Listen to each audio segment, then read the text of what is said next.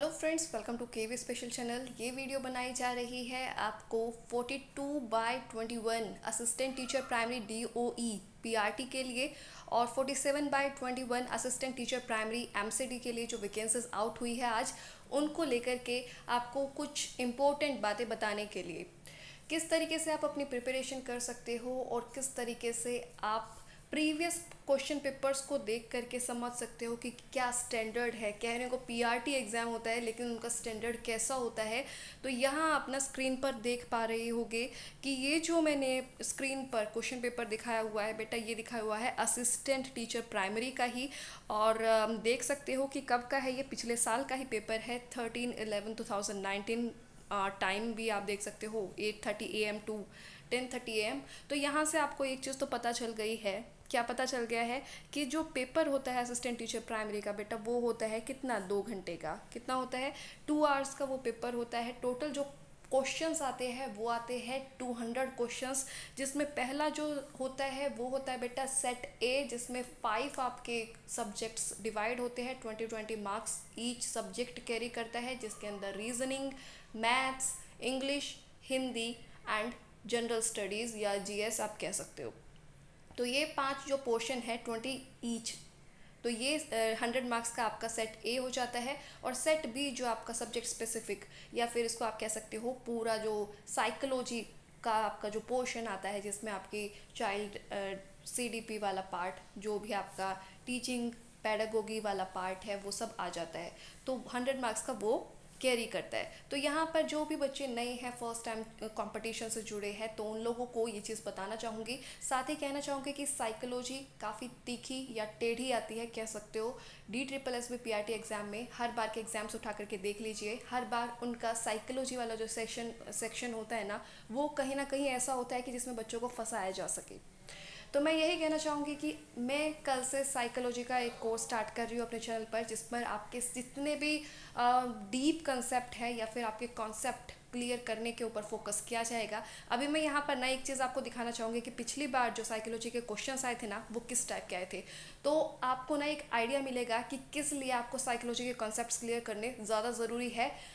Instead of कि आपने कोई गाइड ली, कोई भी आपने सोल्ड पेपर्स लिए, क्वेश्चंस के सेट लिए और उसमें क्वेश्चंस अटेम्प्ट करना स्टार्ट कर दिया, तो वो आपका मदद नहीं करेगा। रट्टा मारना आपका मदद नहीं करेगा। तो क्या मदद करेगा, वो ध्यान से सुनिए इस वीडियो में।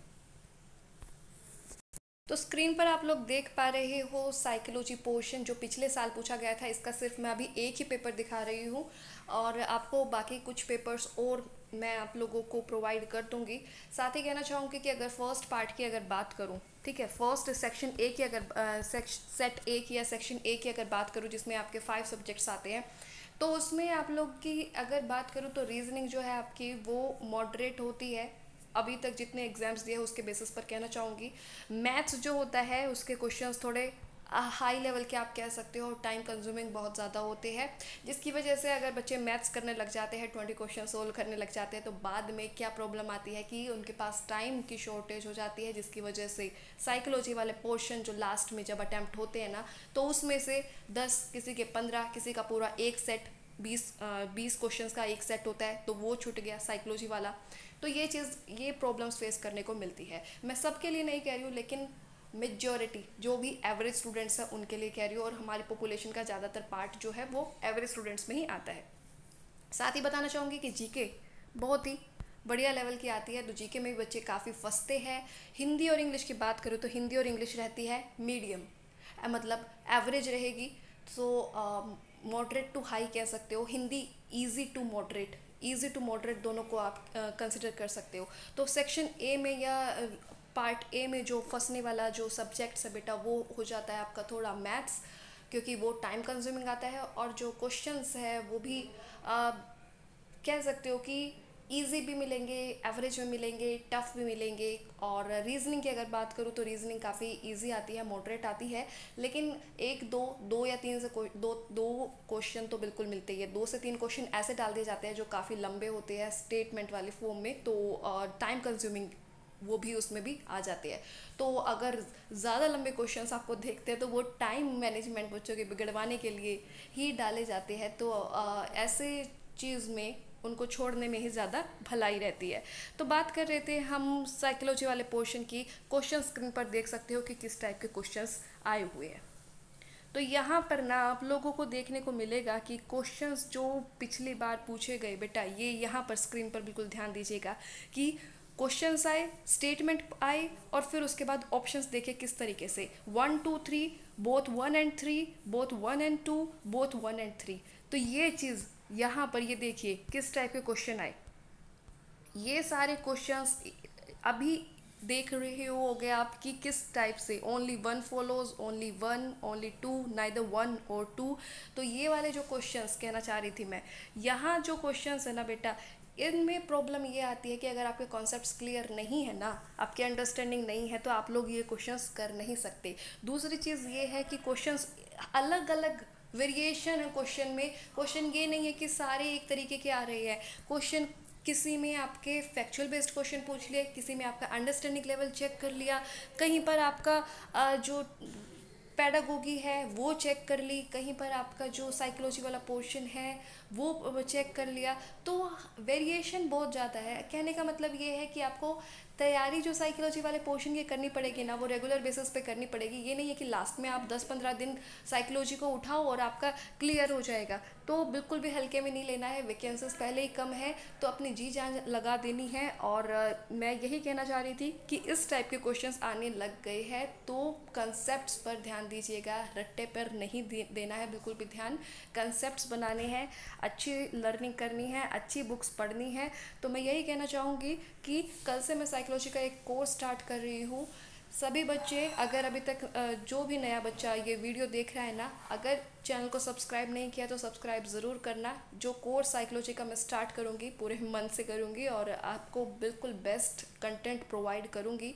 तो वो कंटेंट आपके लिए आपके कंसेप्ट्स को क्लियर करेगा ही, साथ में एग्ज़ाम क्लियर करने में भी काफ़ी ज़्यादा हेल्पफुल रहेगा। चैनल को अगर सब्सक्राइब नहीं किया है तो सब्सक्राइब ज़रूर करना। सब्सक्राइब के साइड में बेल आइकन होगा, उसको प्रेस जरूर करना, ताकि जितनी भी वीडियोस साइकोलॉजी पोर्शन की अपलोड हो ना बेटा, तो वो आप लोग देख सको और उनके नोट्स बना सको। आपने ये वीडियो देखी उसके लिए थैंक यू सो मच। आशा करती हूँ कि ये जो वीडियो है ना आप लोगों के लिए काफ़ी ज़्यादा हेल्पफुल रही होगी। और इसी तरीके से टिप्स भी फॉलो टिप्स भी मैं देती रहूँगी कि किस तरीके से आप अपनी तैयारी कर सकते हो, प्रिपरेशन कर सकते हो, कौन सी बुक किस सब्जेक्ट के लिए ऑप्ट कर सकते हो। तो वो सारी चीज़ें भी आती रहेगी टाइम टू टाइम। अगर कोई डाउट है तो कमेंट बॉक्स में बिल्कुल पूछ सकते हो। तो यहाँ पर भी स्क्रीन पर आप देख सकते हो कि किस तरीके से conclusion statement and conclusion form में क्वेश्चंस आने लगे हैं।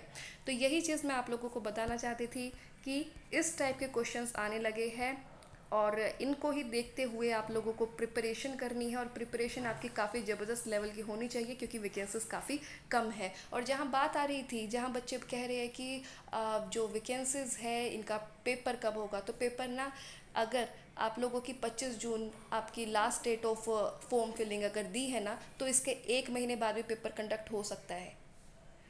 अगर आप जुलाई अगस्त मान करके चलेंगे ना तो आप ज़्यादा अच्छी प्रिपरेशन कर पाएंगे। अगर बात करूँ 15/19 ये वाला जो पेपर दिखा रही हूँ ना, इसका पेपर की डेट आपकी एग्ज़ाम्स के जब फॉर्म फिल हो रहे थे ना उसके बीच में ही दे दी गई थी। बच्चों को 1.5 महीना मुश्किल से मिला था। तो यही कहूँगी कि बिल्कुल अपनी प्रिपरेशन 2 महीने मान करके ही करिए और कल से ही स्टार्ट कीजिए।